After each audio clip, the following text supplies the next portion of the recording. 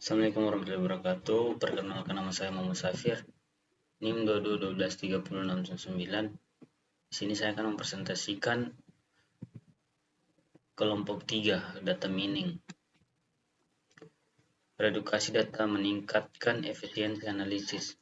Salah satu aspek penting dari processing adalah data reduction atau redukasi data. Tujuan dari data reduction adalah mengurangi ukuran dataset sambil mempertahankan informasi yang relevan sehingga memudahkan analisis dan meningkatkan efisiensi. Contoh data reduction. Contoh yang kita ambil adalah penerapan metode Principal Component Analysis (PCA) terhadap faktor-faktor yang mempengaruhi lamanya penyelesaian skripsi mahasiswa program studi pendidikan matematika FKIP Undana. Metode Principal Component Analysis (PCA) terhadap faktor-faktor yang mempengaruhi lamanya penyelesaian skripsi mahasiswa program studi pendidikan matematika FKIP Undana. Principal Component Analysis (PCA) setelah data terkumpul maka dilakukan analisis data menggunakan Principal Component Analysis (PCA) dengan langkah-langkah sebagai berikut. 1. Menguji variabel-variabel yang telah ditentukan dengan menggunakan metode uji De Keyser Mayer Olkin KMO dan Bartlett Test of Spreadsheet. 2. Uji Mercer Sampling Adequacy MSA. Nilai MSA berperan untuk mengetahui besar korelasi parsial antar variabel. Dilakukan dengan memperhatikan angka MSA berkisar antara 0 sampai 1 dengan kriteria sebagai berikut. MSA sama dengan 1. Variabel tersebut dapat diprediksi untuk analisis lebih lanjut. MSA 0,5. Variabel tersebut masih bisa diprediksi dan bisa dianalisis lebih lanjut. MSA. Lakukan proses factoring atau menurunkan satu atau lebih faktor dari variabel-variabel yang telah diuji pada langkah kedua. 4. Pendugaan bobot faktor loading, yaitu menentukan jumlah faktor yang akan terbentuk dengan melihat nilai engine yang lebih dari 1. 5. Skor faktor merupakan ukuran yang menyatakan representatif suatu variabel oleh masing-masing faktor dan merupakan data mentah bagi analisis lanjutan. Dapat juga dikatakan sebagai ukuran komposit untuk setiap faktor pada masing-masing objek. 6. Model faktor. Bagian A. Setelah beberapa metode, adapun jenis penelitian ini adalah penelitian kualitatif yang dilakukan dengan menggunakan model matematika terapan untuk menyelidiki masalah tertentu dalam menemukan solusi yang dapat diimplementasikan bagi penyelesaian masalah atau membantu membuat keputusan yang sesuai dari masalah yang dihadapi. Bagian B. Instrumen penelitian. Instrumen yang digunakan yaitu berupa angket dan sudah divalidasi. Berikut disajikan instrumen angket tersebut. Sini saya akan melanjutkan, yaitu menjelaskan angket penelitian. Angket atau kuesioner adalah teknik pengumpulan data dalam penelitian kuantitatif yang dilakukan dengan memberikan pertanyaan atau pernyataan tertulis kepada responden. Angket merupakan instrumen penelitian kuantitatif yang digunakan untuk mengumpulkan data. Di sini ada pengantar. Berikut ini terdapat serangkaian pernyataan untuk mengetahui faktor-faktor yang dianggap paling berpengaruh terhadap lamanya penyelesaian skripsi. Saya berharap Anda dapat memberikan jawaban dengan jujur dan apa adanya.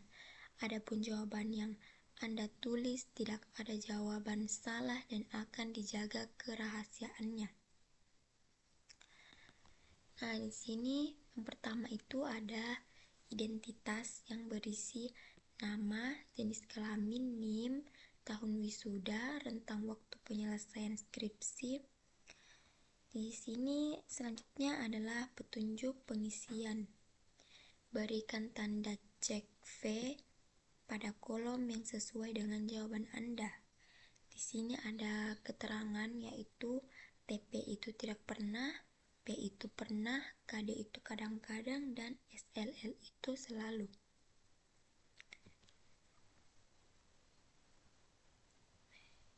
Yang pertama itu ada kualitas bimbingan skripsi. Di sini ada 3 pernyataan, yaitu yang pertama, dosen pembimbing saya sulit untuk ditemui. Di sini Anda dapat memberikan salah satu jawaban Anda di antara tidak pernah, pernah, kadang-kadang, dan selalu. Pernyataan yang kedua yaitu saya melakukan bimbingan skripsi dengan dosen pembimbing saya sedikitnya 3 kali seminggu. Yang ketiga yaitu bimbingan skripsi saya dilakukan di tempat yang cukup produktif dan nyaman. Di sini yang kedua yaitu ketersediaan sumber belajar terhadap skripsi. Ada dua pernyataan, yaitu pertama, referensi skripsi saya cari di perpustakaan kampus, umum, atau internet, atau buku. Yang kedua, saya membeli buku yang berisi materi skripsi di toko buku online shop. Dan yang ketiga yaitu motivasi lulus tepat waktu. Ada 4 kuesioner, yaitu ada 4 pernyataan. Yang pertama itu saya berpikir ingin lulus tepat waktu karena ingin segera bekerja atau melanjutkan studi atau bersantai. Yang kedua yaitu saya berpikir ingin lulus tepat waktu dan daripada teman-teman saya. Yang ketiga yaitu saya malu dengan orang tua, teman-teman, dan orang di sekeliling saya jika tidak lulus tepat waktu. Yang keempat yaitu saya mudah putus asa dalam penyelesaian skripsi.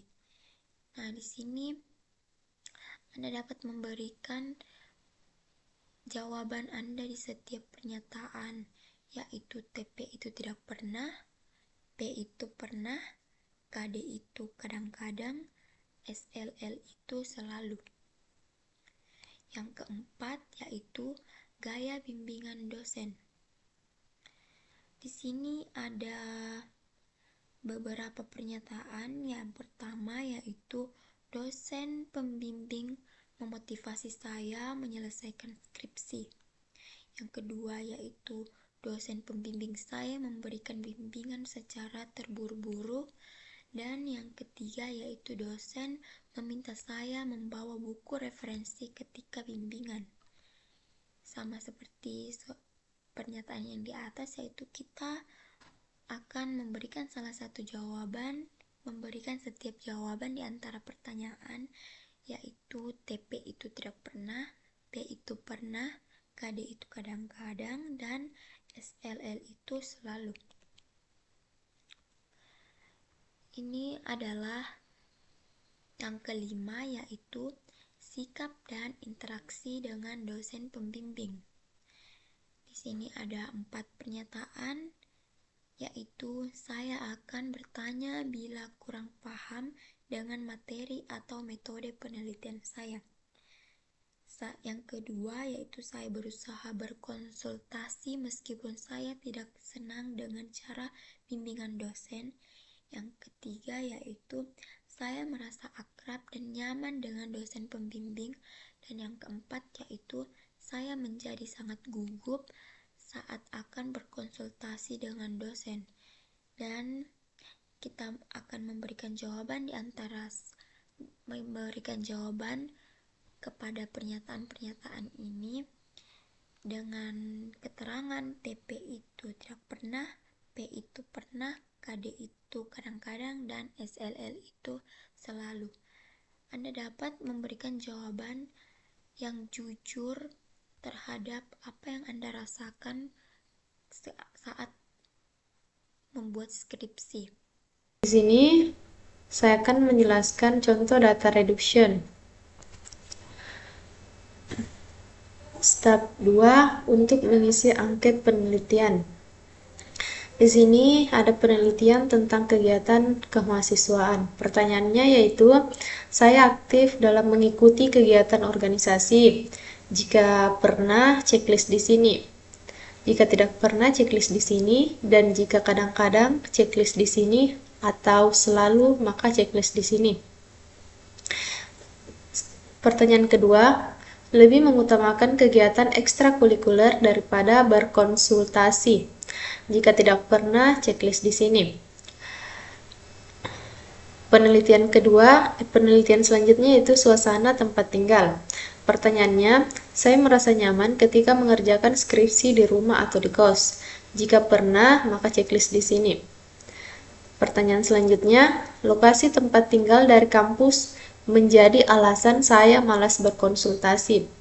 Jika kadang-kadang, checklist di sini. Penelitian selanjutnya, lingkungan tempat teman sebaya. Pertanyaannya, teman saya mengajak saya untuk bermain daripada mengerjakan skripsi.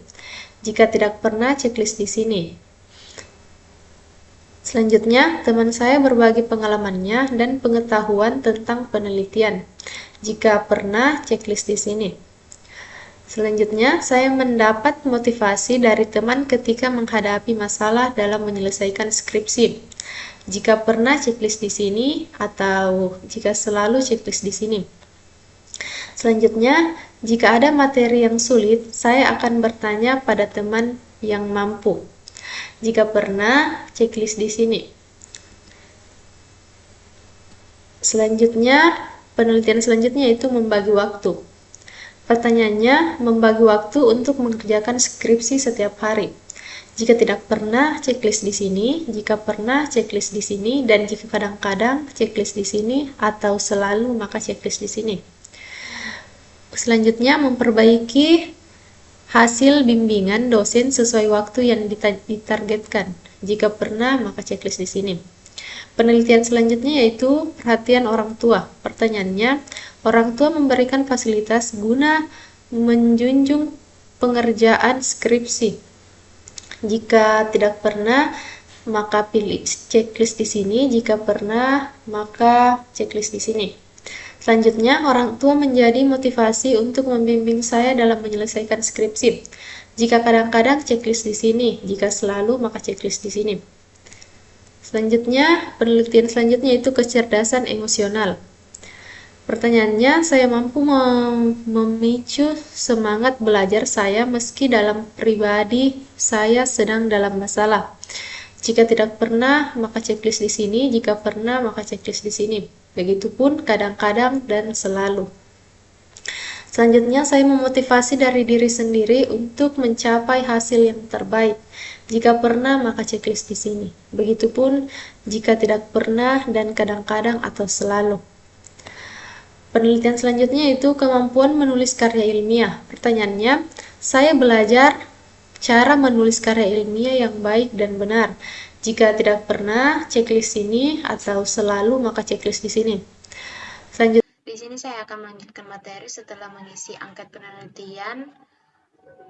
Di sini ada bagian A, populasi dan sampel populasi dalam penelitian ini adalah mahasiswa pendidikan matematika FKIP Universitas Nusa Cendana Kupang, sedangkan sampel yang diambil untuk diteliti sebanyak 50 sampel yang dipilih secara random pada bulan Januari hingga Februari 2020. Penerapan metode Practical Component Analysis atau PCA terhadap faktor-faktor yang mempengaruhi lamanya penyelesaian skripsi mahasiswa program studi matematika FKIP Undana Magdalena Wangge.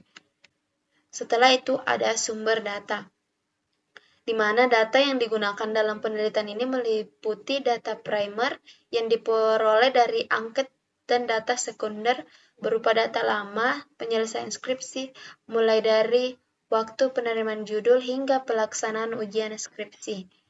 Setelah mengisi instrumen angket penelitian, adapun prosedur penelitian, ada beberapa langkah. Yang pertama, melakukan identifikasi dalam perumusan masalah mengenai faktor-faktor yang mempengaruhi terhadap penyelesaian skripsi mahasiswa pendidikan matematika. Yang kedua, pengumpulan data dengan cara menyusun kuesioner dan menyebarkan kepada subjek penelitian.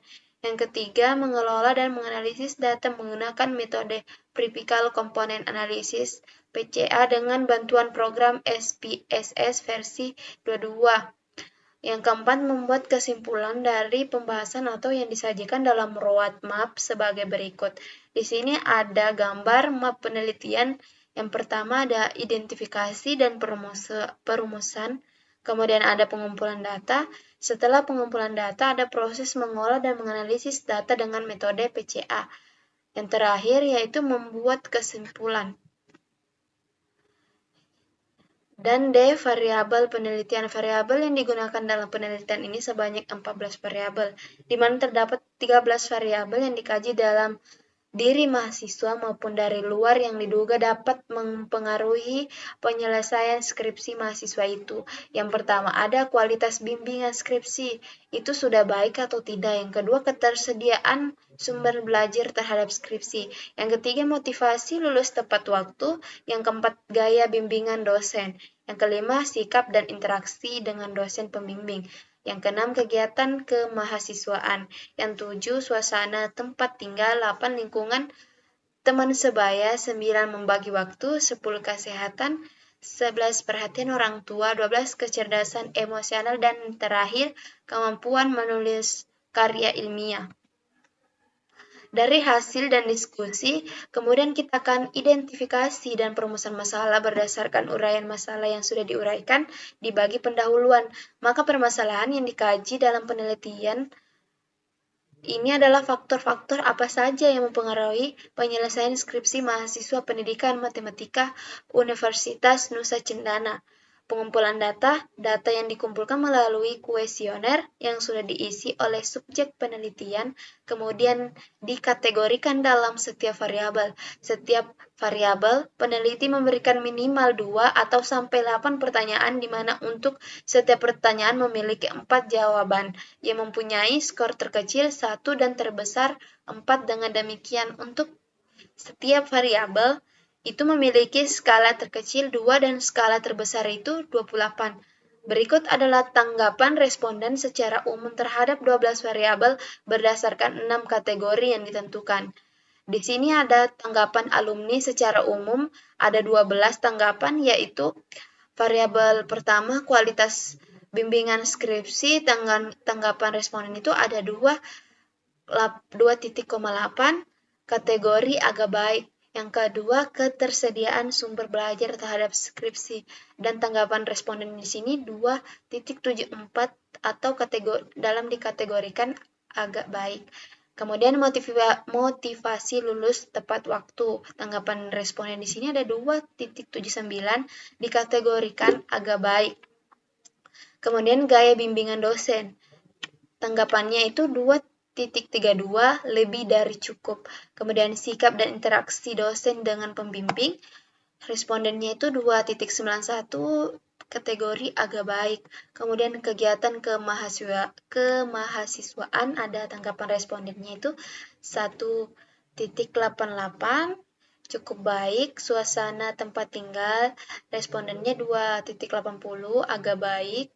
Kemudian ada lingkungan teman sebaya, itu tanggapan responden itu ada 3. Kemudian dikategorikan baik.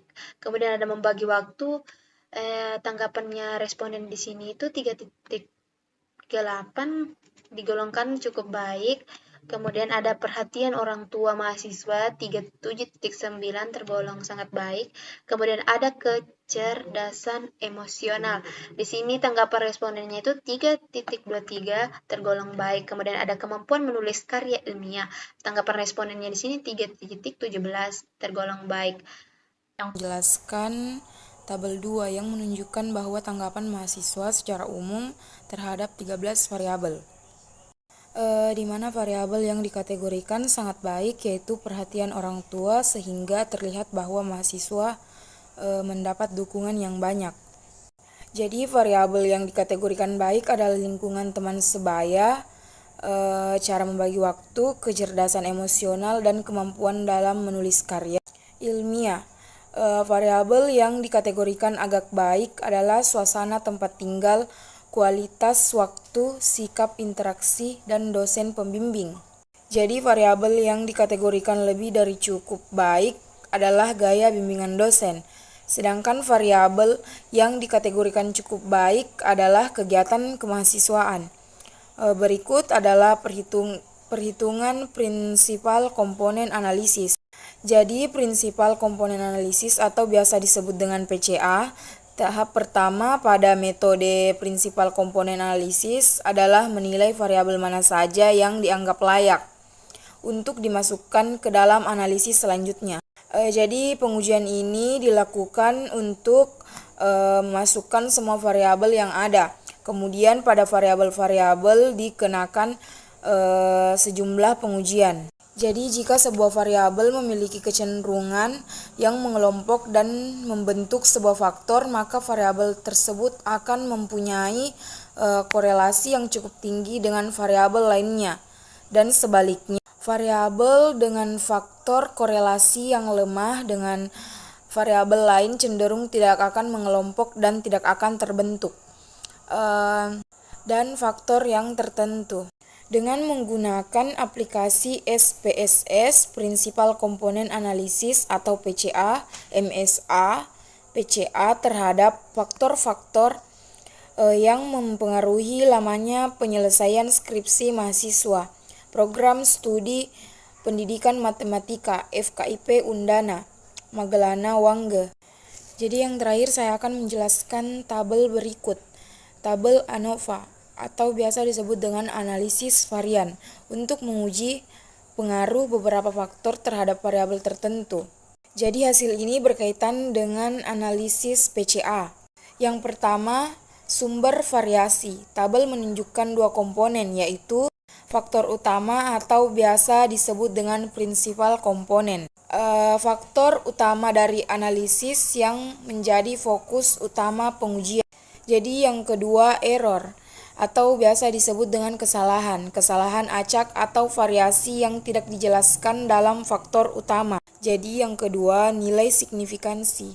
Yang pertama, nilai di tabel 0,000 menunjukkan hasil yang sangat signifikan.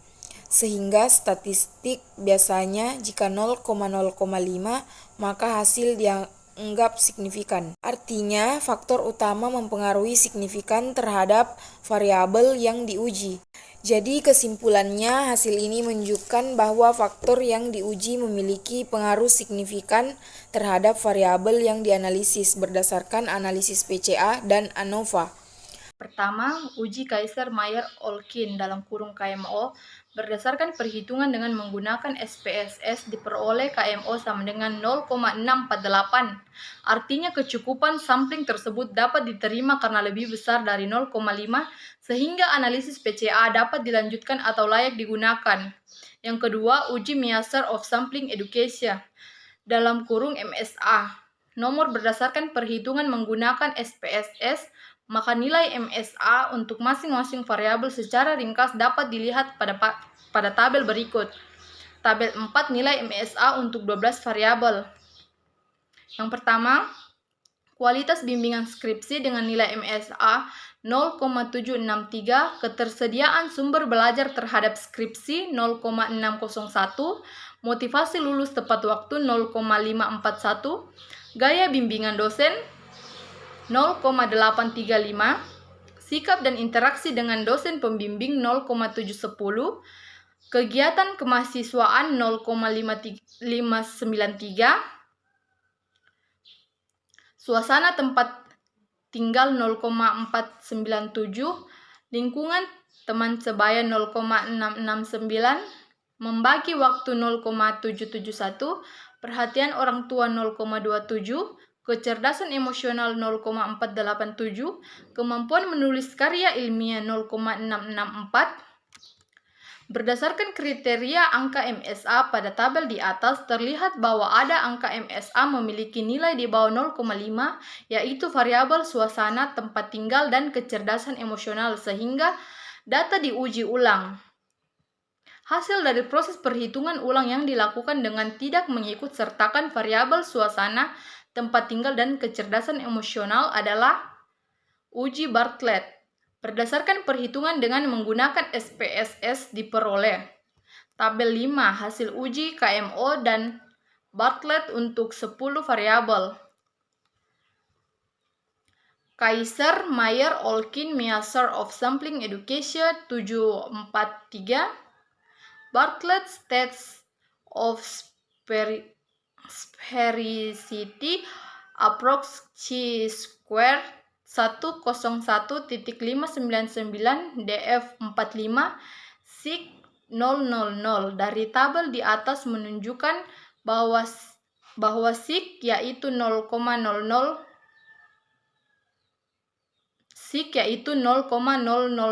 lebih kecil daripada 0,05, maka H ditolak, artinya terdapat korelasi antar variabel bebas.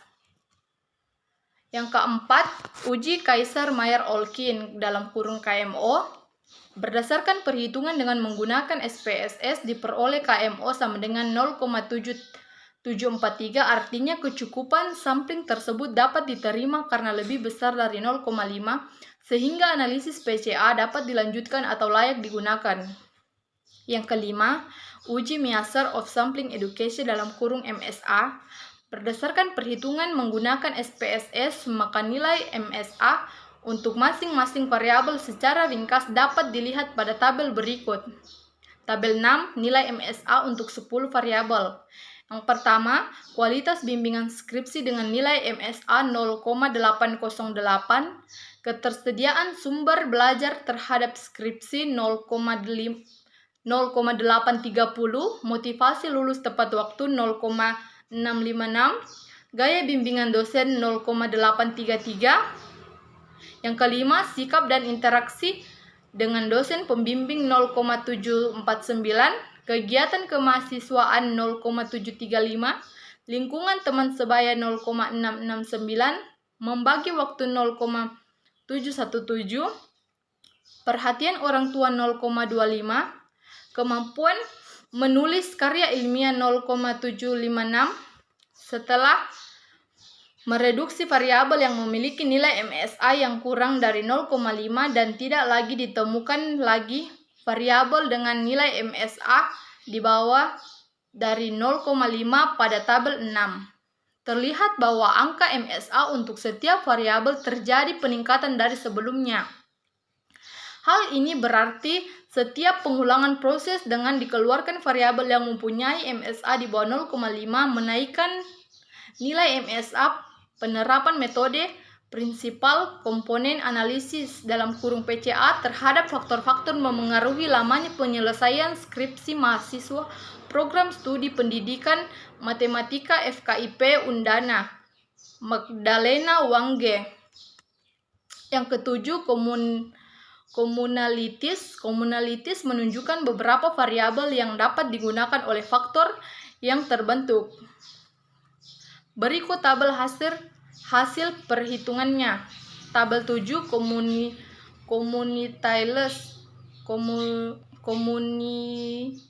komunalitis. Variabel kualitas bimbingan skripsi extraction 0,656, ketersediaan sumber belajar terhadap skripsi 0,388, motivasi lulus tepat waktu 0,765, gaya bimbingan dosen 0,576, sikap dan interaksi dengan dosen pembimbing 0,720, kegiatan kemahasiswaan 0,580, lingkungan teman sebaya 0,773, membagi waktu 0,719, perhatian orang tua 0,687, kemampuan menulis karya ilmiah 0,690. Dari tabel di atas terlihat pada variabel kali 1 diperoleh nilai sebesar 0,656 sama dengan 65%. Hal ini berarti 65% variabel kali 1 dapat. Baik, yang selanjutnya ada factoring. Kriteria penentuan jumlah faktor yang terbentuk dapat dinilai dari komponen yang memiliki nilai eigen. Hasil dari analisis diperoleh nilai-nilai eigen seperti pada tabel di bawah. Di sini kita bisa melihat tabel nilai-nilai eigen. Dalam tabel tersebut terdapat 4 komponen. Yang pertama komponen, yang kedua eigen, yang keempat varians, dan yang kelima kumulatif. Adapun beberapa komponen di dalamnya yaitu sebagai berikut. Pada tabel di atas, yang berarti bahwa keempat faktor tersebut mempunyai. Pada tabel di atas, keempat faktor tersebut mampu menyerap informasi data sebesar 66,535%. Untuk melihat variabel-variabel yang masuk ke dalam setiap faktor yang terbentuk lebih dahulu dicari faktor loading, yang menunjukkan besarnya korelasi antar suatu variabel dengan faktor yang terbentuk. Selanjutnya ada variabel komponen matriks.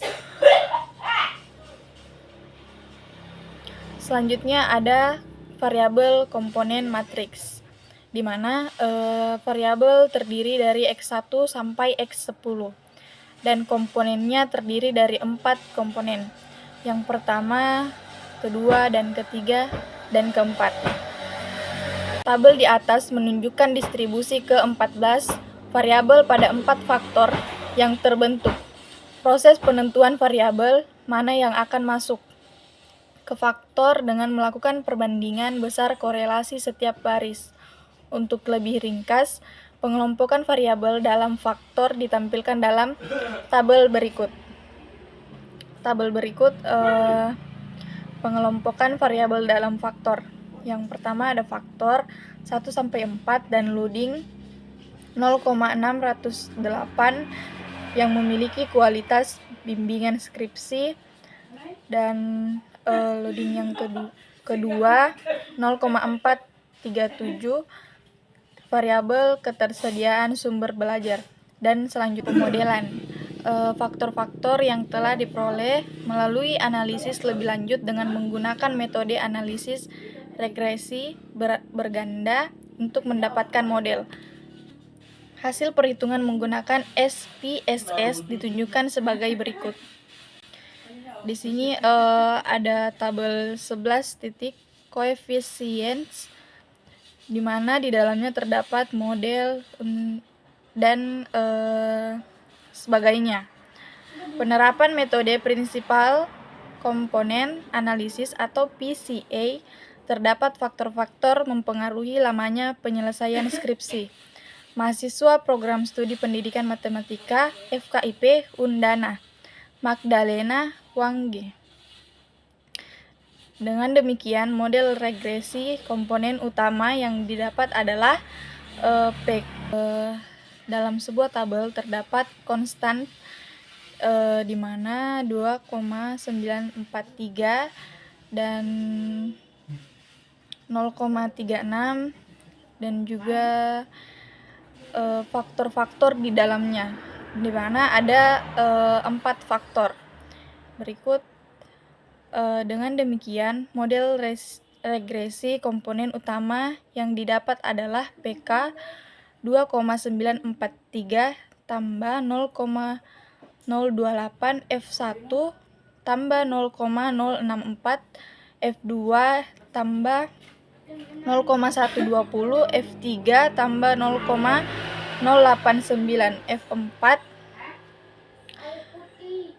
dan kesimpulannya, faktor-faktor yang mempengaruhi penyelesaian skripsi mahasiswa pendidikan matematika Universitas Nusa Cendana terdiri dari 4 faktor, di mana faktor pertama berkaitan dengan kualitas bimbingan skripsi, ketersediaan sumber belajar, gaya bimbingan dosen, sikap dan interaksi dengan dosen pembimbing, lingkungan teman sebaya, serta perhatian orang tua.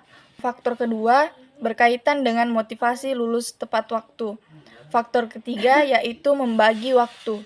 Serta faktor keempat terkait kegiatan mahasiswa dan kemampuan menulis karya ilmiah. Itulah tadi presentasi dari kelompok kami, kurang dan lebihnya mohon dimaafkan.